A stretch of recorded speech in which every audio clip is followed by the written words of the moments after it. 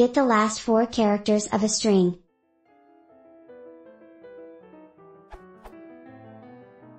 I have the following string, ab. How can I get the last four characters and store them in a string using Python?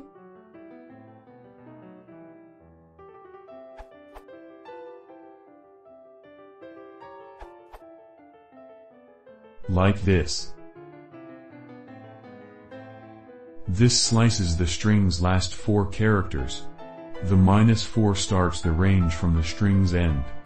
A modified expression with column -4 removes the same four characters from the end of the string. For more information on slicing, see this Stack Overflow answer.